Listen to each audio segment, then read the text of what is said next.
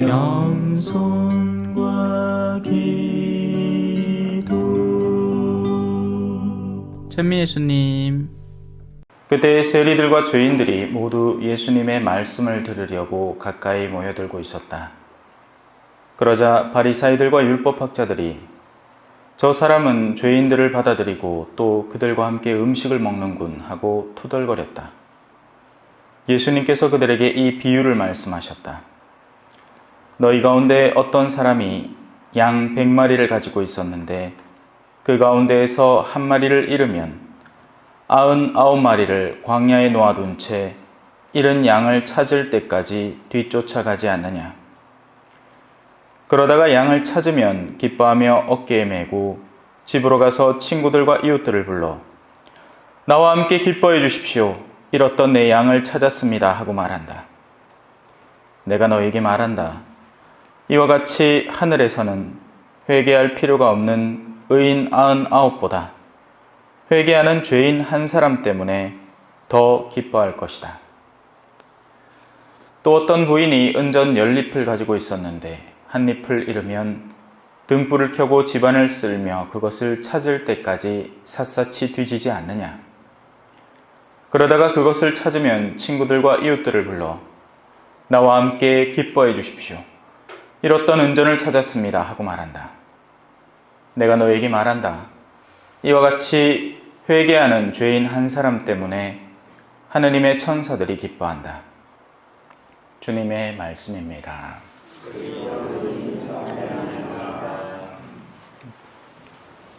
찬미 예수님. 세상에는 그렇게 될 수밖에 없는 요소들이 있습니다. 무거운 것은 땅에 떨어지고 공기보다 가벼운 것은 하늘로 올라가죠.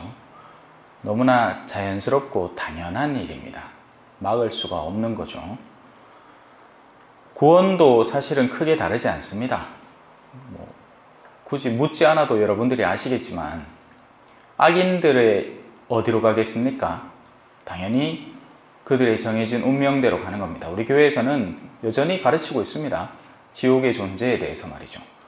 하지만 많은 시간 동안 교회는 사람들이 자꾸 교회가 막 무섭게 얘기하는 걸 싫어한다 해서 그걸 자꾸 뒤로 감추어오고 애써 표현하지 않으려고 애를 씁니다. 하지만 엄연히 존재하는 것을 없다고 한들 없어지는 게 아닙니다.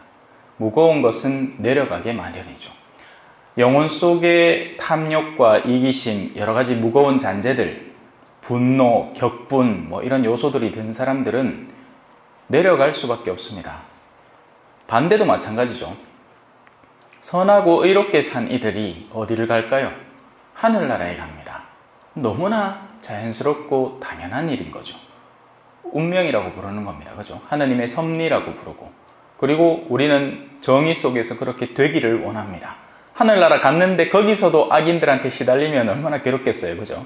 그래서 그런 일은 없어야 되는 거죠. 그렇게 자연스럽게 배려한 섭리 속에서 그러면 모든 것은 고정돼 버리느냐 하면 이건 또 아닙니다. 변화의 가능성이 있으니까 교회가 존재하고 사람들을 초대하는 거죠. 마음을 돌이키라고. 교회의 역할은 그겁니다. 그래서 잃어버린 양을 찾아서 그들에게 마음을 돌이키라고 하는 것이 교회의 역할인 겁니다. 오늘 일독서를 읽어보면 하느님은 이미 마음을 정했습니다. 이 백성은 참 목이 뻣뻣한 백성이다. 그래서 내가 가서 그들에게 합당한, 하느님이 오바하는 게 아닙니다. 하느님은 오바하실 분이 아니에요. 괜히 그러지 않아도 될 걸 억지로 막 사람을 막 뒤흔들어 놓는 분이 아니라 이들이 이미 숫송아지 상을 부어다 놓고 거기에다 절을 하면서 하느님을 도외시하고 있기 때문에 그들에게는 당연한 위치인 거죠. 하지만 이야기는 여기서 멈추지 않죠. 왜? 모세가 나섭니다. 주님, 그러지 마십시오. 하느님은 모세의 말에 설득당한 게 아닙니다. 여기에서 우리가 곰곰이 생각해 봐야 되는 건 하느님이 왜 마음을 바꾸셨을까 하는 것입니다. 그건 다름 아니라 모세가 이 백성의 변화를 위해서 자신을 내어 바쳐 무언가를 해보겠습니다 라는 모세의 강한 의지가 그들의 무게감보다 더 가벼웠기 때문에 그 의지를 받아들여서 이 백성에게 기회를 다시 주는 겁니다. 이 백성이 그냥 가만히 둬도 알아서 위로 올라올 이들이 아니라 모세가 그 각각의 무게를 다 바치고서라도 다시 한번 희망과 기회를 불어넣어 보겠다라는 모세의 희생적인 각오 때문에 이스라엘 백성을 살려두는 겁니다.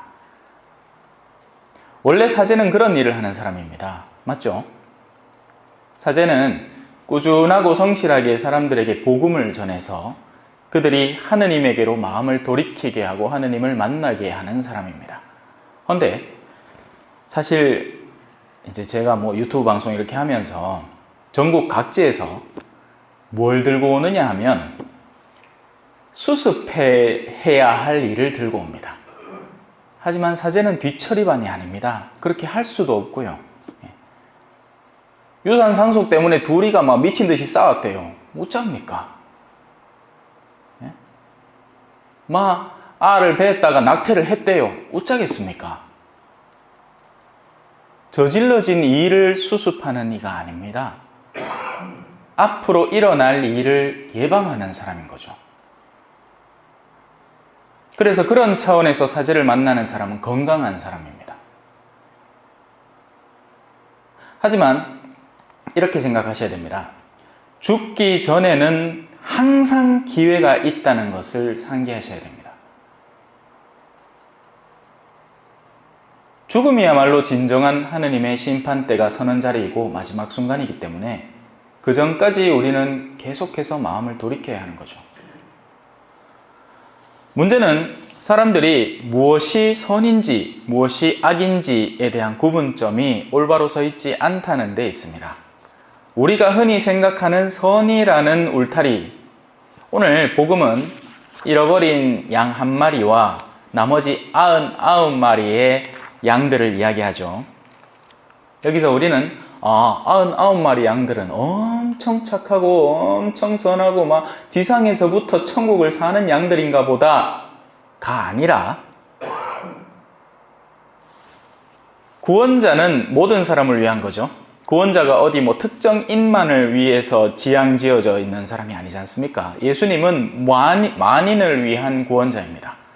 모든 이에게 구원이 필요하다는 것은 모든 이가 하느님의 여정에서 어긋난 길을 가고 있다는 이야기입니다.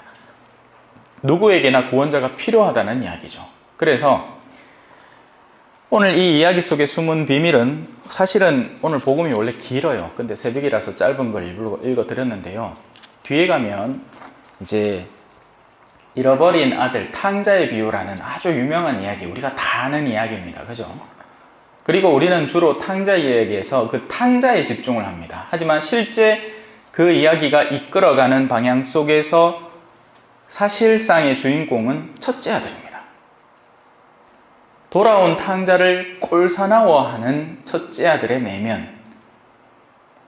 내 신앙생활 여기서 지금 30년 동안 했는데 저 가로늦게 들어온 게 열심히 한번 해본다고 성당 활동을 해? 어디 꼴사납고로 내 그꼴 못 봐준다. 이 내면이 사실상 뻣뻣한 목, 오늘 일독서에서 말하는 뻣뻣한 목, 그리고 오늘 화답송에서 말하는 하느님께 드리는 제물은 부서진 영, 부서지고 뉘우치는 마음을 하느님 당신은 업신여기지 않으시나이다 하는 그 마음에 반대되는 마음인 거죠. 뻣뻣한 마음, 자기 자신이 많은 것을 구원에 대해서까지 이해하고 있고 모든 것의 심판관이 되고자 하는 그 마음이야말로 하느님 앞에 역겨운 마음이 되는 겁니다. 그래서 아이러니컬하게도 복음을 나중에 집에 가서 한번 뒷부분을 읽어보세요. 둘째 아들은 아버지가 쫓아나와서 그를 받아들이고 금가락지도 끼우고 신발도 신기고 옷도 입혀요. 이제 온전히 아버지의 품으로 들어온 거죠. 그런데 첫째 아들은 재밌게도 화가 나서 들어가려고도 하지 않습니다. 그의 내면에 서 있는 그 교만의 강도가 너무나 심한 나머지 이제 아버지 꼴도 보기 싫다는 거죠.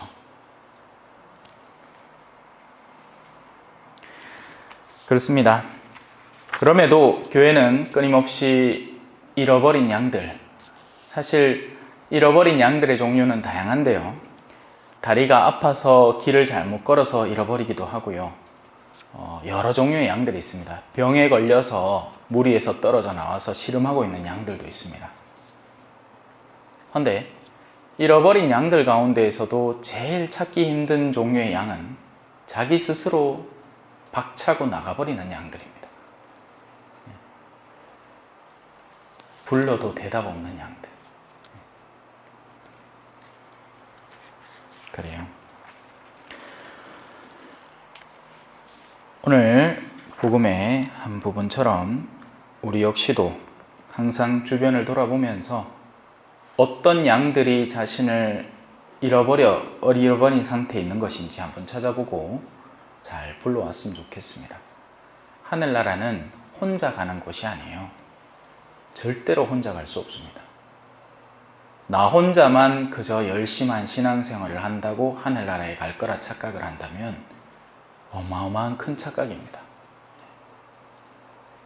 자녀분들 추석 때 오셨죠? 네. 그 중에 신앙생활 안 하고 탱자한 친구들 있죠? 그 친구들은 여러분들이 아니면 그 누구도 그 친구들에게 초대장을 내밀 수가 없습니다. 누가 내밀어 주겠습니까? 직장에서? 아니면 딴 데서? 아니요. 신앙생활을 하고 있는 여러분들이 초대할 수 있는 양들이에요.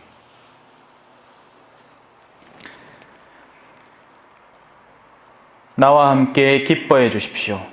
잃었던 내 양을 찾았습니다. 아멘. 찬미 예수님, 겸손과 기도.